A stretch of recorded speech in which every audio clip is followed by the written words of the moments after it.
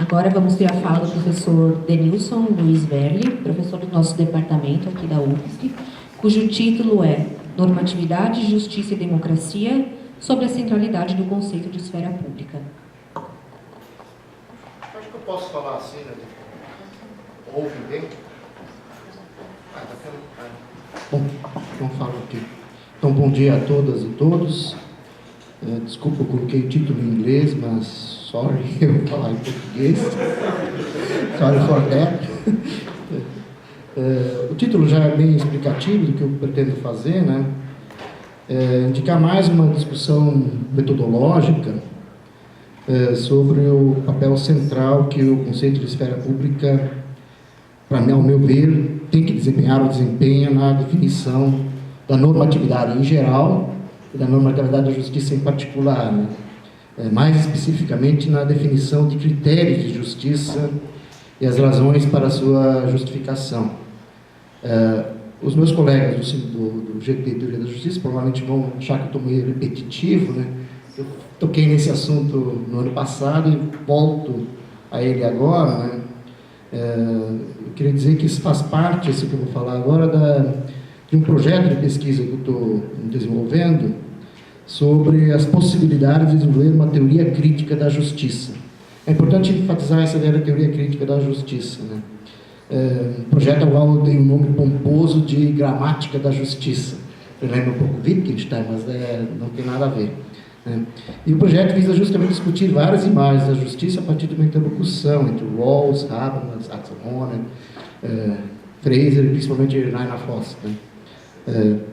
E a ideia central da minha comunicação é a seguinte: em vez de justificar os princípios de justiça a partir de uma moralidade universal abstrata, quer dizer, alcançar a partir de algum procedimento formal hipotético ou de maneira analítica em um exame a priori dos requisitos da razão prática, né? Ou uma outra via, né, de tentar construir o princípio de justiça a partir de uma eticidade democrática já existente, né, por meio de uma reconstrução de determinados significados comuns amplamente compartilhados. Eu gostaria de indicar um outro caminho possível, inspirado muito mais nos textos do Rainer Foss, talvez mais no espírito do que na letra, eu vou explicar isso depois, né, para mostrar que a normatividade, principalmente os critérios de uma teoria crítica de justiça, quer dizer, a normatividade da justiça deve ser obtida mediante uma reconstrução racional das diversas experiências de injustiça, que são geralmente expressas e justificadas em conflitos sociais, lutas políticas concretas na esfera pública. Aí entendemos a esfera pública como um espaço de razões, né? Que pode ser reconstruído de modo crítico, né?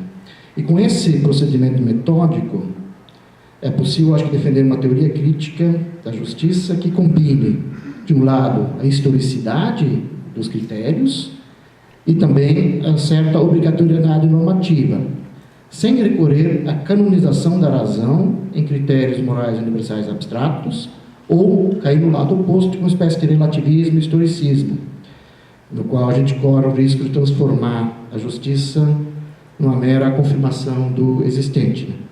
Eu acho que esse modo de encaminhar o problema ou a questão da justiça tem implicações práticas quando nos perguntamos depois, né, pelas condições de realização da justiça, ou de sua efetividade. Aquela pergunta que eu tinha feito antes para você, né, sobre como a gente evita a impotência do dever ser, né? Para isso, eu acho que tem que tentar descobrir os critérios normativos de uma maneira já inscritos na realidade social, né? É claro, a gente poderia, como título no projeto de pesquisa maior, a gramática da justiça, a gente podia tentar também mostrar certos conceitos implícitos na ideia de justiça, no próprio uso da palavra justiça. É bem impossível falar de justiça sem se referir, talvez, à igualdade. Eu acho também que é impossível falar da justiça sem se referir ao seu princípio reflexivo, que está imanente, e mostra por que a questão da justiça sempre é retomada na história, né? Que é a ideia de dar a cada um o seu, dar a cada um o que lhe é devido, né?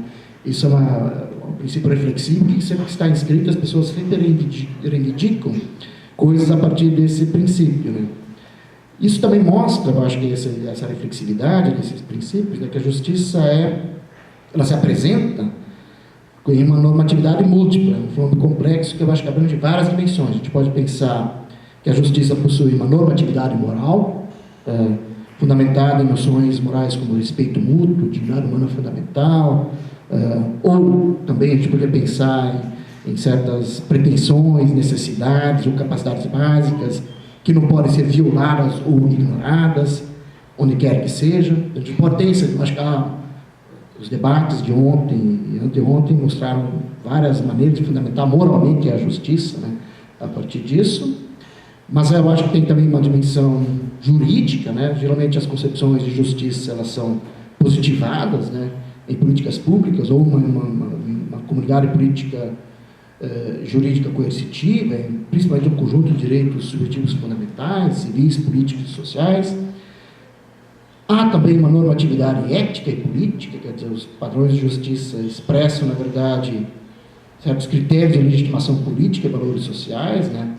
E princípios de justiça são aqueles que são justificados de modo razoável, na medida que correspondem a interesses, necessidades, valores, normas concretas a que ele subtira a eles, né? Mas ao lado de todas essas dimensões, né, dimensão moral, jurídica e ético-política, eu acho que é fundamental perceber o seguinte, né? Por mais que nós façamos esforços filosóficos de fundamentar isso, né, de colocar, explicitar, descrever concepções de vida boa, enfim, eles parecem um elevado grau de indeterminação. Não há dali não dá para entender propriamente qual é a normatividade efetiva da justiça, né? Então, para entender o sentido da normatividade da justiça, para mim, é indispensável analisar como ela é enraizada na realidade concreta das interações. Quando a normatividade da justiça se traduz em critérios de justiça socialmente efetivos, pelos quais nós, cidadãos, definimos o que consideramos relações sociais arbitrárias, né? E também quais são os nossos direitos e deveres mais concretos, né? E principalmente como nós distribuímos entre nós as vantagens e desvantagens do fato da cooperação social, qual estamos condenados, né, a viver dessa maneira, né? Portanto, ao lado de todos os aspectos, me parece fundamental também não esquecer que a justiça possui uma dimensão, vamos chamar, histórica e social, né? Quando perguntamos por uma teoria crítica da justiça, que é a pergunta que eu estou fazendo, né, que pretende mostrar a imanência de seus critérios normativos, aqui eu estou pressupondo que teoria crítica visa descrever as coisas como são, da possibilidade do que poderiam ser, mas não são, né? Os obstáculos a isso, e aí ela faz isso de forma imanente, que é os critérios normativos, eles têm que estar inscritos em certas práticas sociais, né? Isso vem lá do Marx em diante, né? E aí não podemos esquecer, propriamente, se a gente perguntar por essa teoria crítica, que quer mostrar a imanência de seus critérios, justamente para evitar, de um lado, o normativismo abstrato e a impotência do dever ser, etc., e do outro lado, certo historicismo e relativismo, né, que vai levar a uma concepção cínica da realidade, acho que não podemos esquecer a natureza social da normatividade. E essa é uma ideia que está implícita no próprio Rawls. Vou citar aqui uma citação do Rawls, né, na página 11 da Teoria da Justiça. Cito, as diversas concepções de justiça provêm das distintas noções de sociedade, contra o pano de fundo de visões conflitantes acerca das necessidades naturais e das oportunidades da vida humana. Para compreender plenamente uma concepção de justiça, é necessário explicar a concepção de cooperação social e de conflito social da qual ela provém. Fecha parênteses. Né? Eu acho que, para mim, a normatividade da justiça, seu sentido e sua origem estão em conflitos sociais, cuja dinâmica se desenrola no tempo histórico, no espaço social específicos, em que indivíduos e grupos sofrem e protestam contra formas de humilhação, subjugação, discriminação, exploração, opressão, dominação, que consideram arbitrárias e injustificadas. Entendo, então, que a normatividade da justiça como algo que os cidadãos continuam, na verdade, lutando pela esfera pública, na esfera pública. Então, o que eu estou pensando aqui no cerne, eu acho que de uma teoria crítica da justiça, tem que estar uma espécie de fenomenologia das experiências de injustiça, que geralmente surge no mundo quando os indivíduos dizem tonitruante não às relações sociais a quais estão submetidas, né? Uma recusa a relações de poder e dominação jurídicas, institucionais, etc., eles consideram arbitrárias, né? E por isso, eu acho que a ideia que eu vou desenvolver aqui é que o conceito de esfera pública do Habermas, não vou comprar todo o pacote habermasiano, há várias objeções a isso, né? Vai ser fundamental do ponto de vista heurístico para mostrar como se dá essa dinâmica de conflitos, né? Então, eu pretendo aqui expor rapidamente essas análises que o Habermas faz sobre o conceito de esfera pública para conseguir, então, justamente uma perspectiva capaz de esclarecer o sentido crítico, uma sociologia da justiça e da democracia que opera de modo reconstrutivo, né? É claro que o conceito de esfera pública no Habermas sofreu várias transformações, né? De 62, mudança estrutural da esfera pública, até as formulações mais recentes de 81 e de 92, né? Século passado, né? Há várias transformações aqui, né? Mas permanecem algumas intuições fundamentais que eu acho que vale a pena manter, né? E a ideia intuitiva fundamental que o Habermas desenvolve ali, né? Que é a ideia de um uso público da razão, de um público de pessoas privadas que discute vários aspectos da vida coletiva mediante razões, essa é a intuição. Ele mostra, na verdade, como nessa ideia vão se articulando os conteúdos caros da modernidade, né? A ideia de autoconsciência, autodeterminação e autorrealização. E outras ideias normativas adjacentes, a ideia de humanidade igual, de liberdade, igualdade, etc., né? O importante aqui é que o Habermas mostra que essas ideias não são, como disse ontem o professor Luhmann, obras de filósofos. Não se trata, são ideias que vão sendo materializadas ou explicitadas em lutas sociais concretas. Pessoas morreram por essas ideias, né? Só por isso nós já devíamos levá-las a sério, né? Por isso, né? Mas as pessoas se em lutas terríveis, né? Sangrentas muitas, né?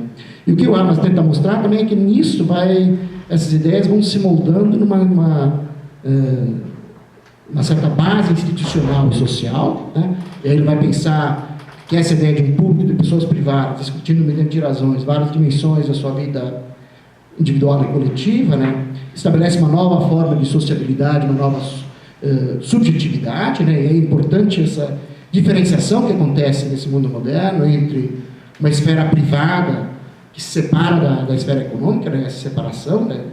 Ao invés de pensar uma mera contraposição entre sociedade e Estado, você tem vários estágios em que você tem uma diferenciação da esfera privada, e é fundamental para o Habermas para que haja discussão mediante razões, devendo uma subjetividade intacta, né? E aí você tem que ter uma esfera da privacidade protegida, mais uma intimidade, que as pessoas adquirem autoconsciência, conseguem tematizar suas experiências de sofrimento, e isso já pressupõe um público, diz lá, subjetividade privada que já pressupõe sempre um público. Um dos exemplos que o Habermas usa, né, dessa ideia de conquista da autoconsciência, né? É claro que depois, teoria da ação comunicativa, isso vai ser desenvolvido via teoria da comunicação de George Herbert Mead, etc., né? Mas há uns textos anteriores que o Habermas usa o exemplo do Rousseau, né, quando escreve suas confissões, né? Já pressupõe sempre um certo público. Quer dizer, a própria ideia de autoconsciência não pode simplesmente ser postular do ponto de vista filosófico, como Fichte ou alguém, né? Assim, um eu ativo, né? Na verdade, há uma mediação social e cultural já disso, né? Então, a própria ideia do sofrimento individual, a ideia de uma subjetividade que padece de certas experiências de justiça, pressupõe já a própria ideia de público. A ideia do sentimento de injustiça pressupõe necessariamente um certo público para quem você dirige isso, né? Então, vai mostrando como vai mostrando em riqueza de detalhes, né? Como isso implica uma certa mudança arquitetônica das casas, etc., etc., né? Como se dá essa nova forma de sociabilidade, né, nos vários âmbitos, né? Isso gera uma diferenciação da esfera privada e também, posteriormente, quando a esfera pública passa essa público de pessoas privadas, que discute mediante razões, que inicialmente se volta para essa nova descoberta de uma nova subjetividade e tal, a partir de discussões literárias, etc., quando ela passa a assumir funções políticas, né, de racionalização do poder, né, aí também há uma diferenciação do público, né? O público que outrora sempre estava circunscrito na corte ou no Estado, né, passa também a uma dimensão agora do público que não é mais estatal, né? Justamente para pensar, o que o Habermas está pensando é como certos temas, certos interesses, certas constelações de valores vão adquirindo forma de opinião pública, né, e vão se transformando num critério de legitimação do Estado e assim por diante, né? É claro que isso, o Habermas, quando está escrevendo esse livro, ainda está num certo tipo de sociologia compreensiva, que elabora lá, que opera no modelo da crítica da ideologia, né? E aí recebeu uma série de críticas esse livro. Eu acho que ele incorporou várias dessas críticas sobre essas formas institucionais da esfera pública, né? E reformulou várias vezes isso, né? E claro, esse livro está escrito num certo clima assim de Verfallgeschichte, né? Uma espécie de história da ascensão e decadência, né? Hamas atribuindo vários conteúdos normativos para a esfera pública, mas o que eu acho importante é que você tem ali um quadro categorial, né? Que vai se manter, né, de certa maneira, só que é uma constelação conceitual modificada. Depois você tem uma teoria da razão comunicativa, tem uma teoria da modernidade, tem uma teoria da sociedade entre mundo da vida e sistema. Aí a esfera pública vai ter outros, vai desempenhar, a mediação não é mais entre sociedade e Estado, mas é entre mundo da vida e sistema, né? E aí, claro, ele vai pensar isso num novo modelo de circulação do poder político e assim por diante. Vou poupar vocês da descrição minuciosa disso, né? Mas o que eu queria mostrar, né, que eu acho importante, né, que o Hamas coloca ali, né, que o conceito de esfera pública, ele não dá para contornar, né, no sentido de que ele é um fenômeno social elementar, constitutivo das sociedades modernas, né? Ela é da mesma ordem de conceitos como ação, ator, né, dos quais você não consegue, ele é simplesmente estruturante dessa sociabilidade, né? E claro, aí ele vai mostrando que não dá para confundir. O que a gente pode fazer pesquisa são as manifestações da esfera pública, mas com a própria esfera pública, enquanto espaço de razões, né, talvez não dá para fazer pesquisa dela como um todo, né? Assim como não dá para fazer pesquisa sobre o mundo da vida, né? Só sobre manifestações do mundo da vida, o processo de produção cultural, integração social, de socialização, né? E eu acho que aqui o importante é que não entender a esfera pública meramente como instituição, nem como organização, nem como sistema. Aí vem a definição que o Hamas dá, né? Ela pode ser descrita como uma rede adequada para a comunicação de conteúdos, tomada de posição e opiniões, e nesse sentido eu acho que ela é entendida como espaço de razões, constituído pela linguagem comum, também uma certa linguagem mais ou menos especializada, né? Em que pessoas privadas desse espaço de movimento discutem suas expectativas, né? Suas experiências mediante razões, né? E o conceito de esfera pública serve, então, para explicar, claro, no caso das obras mais recentes, serve para explicar como se forma propriamente o poder, como é que se dá uma certa circulação do poder político, um exemplo, um modelo derivado de Bernard Peters, né? Entre centro e periferia e tal, servindo como ela o intermediário entre o mundo da vida e o sistema, né? E nesse sentido, a esfera pública é uma caixa de ressonância, onde os problemas a serem tratados pelo sistema político não encontraram eco. Então, ela é uma espécie de sistema de alarme dotado de sensores não especializados, porém sensíveis no âmbito de toda a sociedade. E na perspectiva, então, de uma teoria da democracia, a esfera pública ela tem a tarefa de reforçar a pressão exercida pelos problemas, ou seja, não pode limitar-se a percebê-los e identificá-los, devendo, além disso, tematizá-los, problematizá-los e dramatizá-los de modo eficaz, a ponto de serem, então, elaborados e absorvidos pelo complexo parlamentar, né? Mas não só na gênese de um certo problema que a esfera pública é importante, mas também ela é importante, no caso do Hamas, para ela exerce também um controle posterior, no modo como ela examina o modo como o complexo parlamentar tratou esses problemas, né? O complexo parlamentar, a Constituição Pública, a Constituição da Justiça, né? Mostrar como esses contextos mais sistêmicos devem se montar como um contexto de justificação atrelado aos contextos de descoberta. Então, é uma função ajusante da lei, né, ou das políticas públicas, etc., mas também tem uma função posterior, né, no sentido de mostrar como é que se dá a interpretação da aplicação, e exercer um controle ali também, né. Enfim, então, o Hamas diz que ela... Estou pensando em algumas frases aqui importantes, né, ele representa uma rede super complexa, né, que se ramifica espacialmente em várias arenas, internacionais, nacionais, regionais, comunais, locais e subculturais. A gente podia ampliar isso depois, né? Arenas que são mais ou menos especializadas, que se diferenciam em vários níveis, né? De acordo com a densidade da comunicação, da complexidade organizacional, do alcance. O Hamas faz uma espécie de tipologia de tipos de esfera pública, né? Uma esfera pública mais episódica, mais anárquica, né? Não há nenhum critério, nenhuma restrição, né? Ele chama dá exemplo disso com bares, cafés, encontros de rua e tal, protestos e tal. A esfera pública de presença mais organizada, a reunião de APPs, não sei se é assim, a Associação de Pais e Professores. Assim, ele chama a Associação de Pais, mas eu acho que é pais e professores, APPs. Os públicos de um teatro, concertos de rock, né? Reunião de partidos, igrejas, tem uma certa seleção e assim por diante. Até incluir uma esfera pública mais abstrata, que aí vem a mídia, né? Todo esse cenário de telespectadores, ouvintes, etc. Né? Até esse momento a Ramos não fala da mídia, das chamadas, fala pouco, né? Das chamadas, como é que chama? É que eu não tenho nem Facebook, então... Mídias sociais, isso. Essa nova, bom, que isso, eu acho que tem uma razão, isso é só patologia, na verdade. Bom, essa tipologia, eu acho que provavelmente os que vão falar à tarde vão mostrar que a gente pode ampliar as bases disso, né? Mas o que é importante mostrar, então, as novas formas de sociabilidade, subjetividade autônoma, pressupostas ali, né? É claro que o Hamas diz que quando no desenvolvimento da modernidade, essa esfera pública ela tem uma certa normatividade fraca, não é uma novidade de critérios, não há restrições, né, na esfera pública, não há um certo direito universal à inclusão, né, uma abertura de seus conteúdos, etc. Principalmente de sociedade democrática. Tem um embasamento também, uma tradução institucional, que eles chamam de conceito de sociedade civil, né, que são aquelas associações não estatais, não econômicas, de base voluntária, que ancoram essas estruturas comunicativas da esfera pública nos componentes sociais do mundo da vida, né?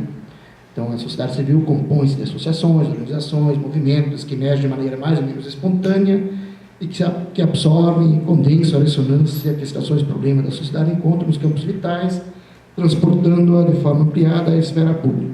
Fim de citação. É claro que o Hamas também percebe que não há nenhuma leitura ingênua, né, que há vários obstáculos também para a esfera pública. Eu acho que eu vou só mencionar um, né, que impede isso. Na verdade, eu lendo os trabalhos mais recentes do Hamas, e como eu tenho que falar isso, como eu traduzi a mudança estrutural da esfera pública recentemente, né, uma nova versão, eu tendo, nos atuais contextos, principalmente no nosso contexto brasileiro, achar que o diagnóstico de 62, de decadência da esfera pública, quer dizer, um público de pessoas que discutem mediante razões, para um público que consome cultura de forma acrítica e passiva, né, que diante da sociedade do espetáculo, e o modo como funciona a esfera pública no Brasil, né, me leva a crer que esse diagnóstico de 62, né, tem mais a dizer para nós do que os atuais, né, principalmente com o modo como, sem cerimônia, como eu falei antes, né, sem cerimônia com que as coisas foram desmanchadas, estão sendo desmanchadas, né, o Brasil se transformou numa espécie de grande desmanche, para usar uma expressão do Francisco de Oliveira, desmanche de tudo, né? E por que isso acontece? Porque, de fato, mas não há... Qual é o limite da política numa sociedade democrática? É a esfera pública que põe o limite. Não há limite moral, um dever... Nós podemos elaborar vários deveres. Eu discordo, talvez, me orientando, dizendo que nós precisamos de um ponto de vista normativo, abstrato, sobre o que devemos fazer. Né? Isso se torna impotente, né? Na verdade, o que freia a arbitrariedade das relações sociais, jurídicas e políticas é uma esfera pública atuante, né? Uma esfera pública que põe um limite, dizendo, aqui não dá para ultrapassar. É claro que a aposta minha, acho que também do Habermas, mas é apostar nesse processo vivo do esclarecimento, que por conta de vários rounds de discussões a gente consiga frear esse procedimento, né? É claro que isso, quanto mais a decadência da esfera pública acontece, justamente porque quanto mais ela se aprofunda e amplia, mais, digamos, seu adversário vem junto, que é a barbárie. Né? A barbárie também aparece quanto mais ela se aprofunda. Então, um paradoxo da vida democrática, essa forma de vida arriscada, que ela tem um grau de determinação, de incerteza, tem que debater no debate público. Isso traz, quanto mais se aprofunda, mais vem junto a arbitrariedade. Né? Então, um dos pressupostos para essa esfera pública funcionar é justamente a ideia, né, de que você tenha estruturas intersubjetivas, de conhecimento mútuo, que possibilite a possibilidade de uso de liberdades comunicativas, de dizer, por exemplo, sim ou não, né, relativamente a temas, razões, informações, que são livremente flutuantes. Né. E o problema é que se essas formas de subjetividade intacta, que permite dizer sim ou não, desaparecem, né, emergem, na verdade, massas constituídas de indivíduos isolados e abandonados uns pelos outros, que então podem ser doutrinados e postos em movimentos políticos publicitários, promovendo ações em massa. Né? Eu acho que as novas mídias sociais, para mim, nada mais são uma nova sincronização das massas, né? Em que nós perdemos o mundo compartilhado e cada um tem mundo à disposição aqui, né? Um mundo particular, né? Que é uma réplica de si mesmo. Né? Você dá likes para cá, você cultiva. Não há, de fato, discussão mediante razões. Né? Bom, esse a gente podia ir longe nessa discussão das formas de subjetividades e tal, né? Quer dizer, é preciso ter uma esfera pública, um dos pré-requisitos, né? Além de ter uma mídia mais transparente, um certo fim uma mídia mais plural, etc., é fundamental que haja esferas privadas intactas, né? Enfim, o que eu quero fazer é pegar essa ideia de esfera pública, né, e verter isso para analisar a normatividade da justiça, né, no sentido que eu acho que é fundamental para entender o sentido socialmente efetivo da normatividade da justiça. Isso, do ponto de vista heurístico, me parece que a esfera pública é um lugar privilegiado para entender a normatividade. Né?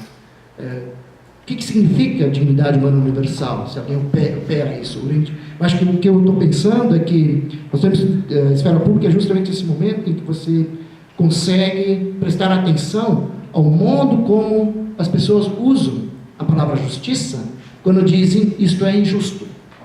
É preciso prestar atenção nisso para ver o que está implícito quando a pessoa usa essa ideia de diz que isto é injusto, que está lendo. Acho que tem que olhar no uso, entender a justiça como prática social. Para não estourar meu tempo, né, eu acho que com isso dá para reconstruir dois vínculos que eu acho fundamentais na discussão sobre normatividade e justiça. Primeiro, o enraizamento social da normatividade, o vínculo de normatividade, razão e sociedade.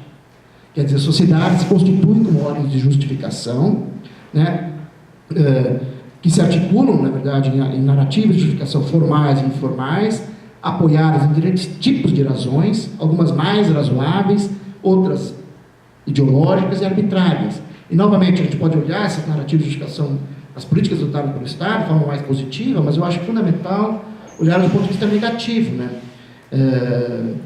Principalmente para a ideia do não, que as pessoas mobilizam quando dizem isso é injusto. Eles perguntam, quando alguém fala isso é injusto, há certamente uma expectativa normativa de comportamento que a pessoa considera legítima, que ela acha que o outro tem o dever de explicar para você. A gente tem que ver como funciona isso. Eu acho que, para além dessas discussões mais filosóficas, né, é fundamental nós começar a... Estou falando do ponto de vista de uma teoria crítica da justiça, né? Começar a fazer uma fenomenologia dessas experiências de injustiça, e é na esfera pública que isso acontece, né? E mostrar como é que uma prática de justificação tem início. E tem início geralmente com um sentimento de indignação, né? Quando alguém diz não a relações sociais a quem está submetido, né?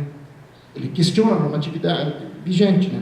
Claro, a gente pode também pensar de uma outra maneira. Eu acho que esse também é, no fundo, eu devo confessar que esse é minha preocupação maior, né? Eu estou mais interessado em saber como certas relações sociais se normalizam no Brasil. Qual é, por exemplo, um exemplo simplório. Por que alguém que ganha 100 mil reais e outro ganha 1.000 reais paga a mesma taxa de imposto para tomar um cafezinho? Né? Como é que se normaliza a desigualdade? Né? Como é que se normalizou a ideia de que homens devem ganhar mais do que mulheres? Como essas ideias se normalizaram? Na verdade, esse veio impulso da leitura que estava fazendo com o Gustavo e a Franciele sobre outros colegas, né, sobre ideias fora do lugar, do Schwartz. Né? A esfera pública brasileira parece que ela não são ideias necessariamente fora do lugar, elas têm uma funcionalidade de segunda ordem, porque elas são sempre na esfera do simulacro. Né? A gente simula várias ações de justiça e não há... E eu estou mais interessado em entender como a gente perdeu, digamos, uma esfera pública crítica. Eu falo, essa é a verdade. Não quero entrar num diagnóstico muito negativista lá, dor, dizer que está tudo perdido. Né? Então, esse é o primeiro ponto, né? Entender essas narrativas de justificação, tanto as legítimas como as ilegítimas, entender esses processos. Né? Então, principalmente essas relações de justiça que tem a ver com a noção de desigualdade. Né?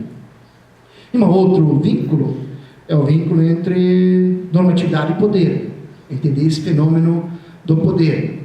E aí eu sigo as formulações mais recentes do livro Forster, normatividade e poder, né, para mostrar, fazer também uma leitura mais neutra do poder, distinguir duas relações, né?